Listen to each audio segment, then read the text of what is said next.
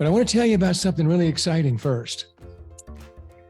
I want you to go back and imagine when you were, maybe 3 years old, just a little child, 3, 4 years old.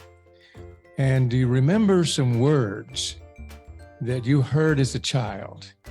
And whenever you heard those words, you just knew something magical was coming.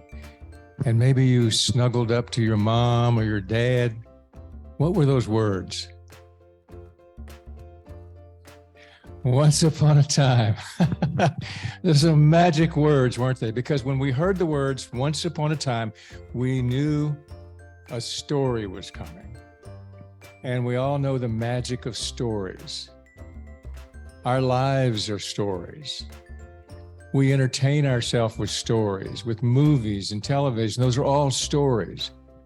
And I know without a doubt that if I could do this,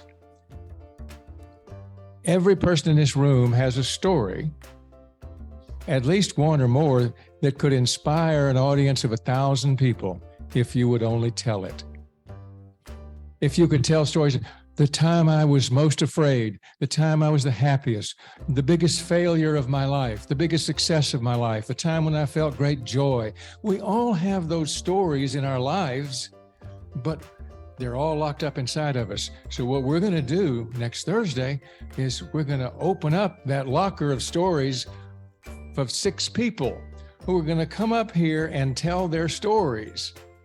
It's going to be a once upon a time evening, and you can snuggle up next to your fellow lifelong learner with a little glass of wine and listen to those great stories. And I can promise you, you will learn something from at least one of those stories, probably all of them. But I have no doubt that you're going to leave inspired and motivated by hearing those stories, and probably motivated to go out and tell your own story because you've got it.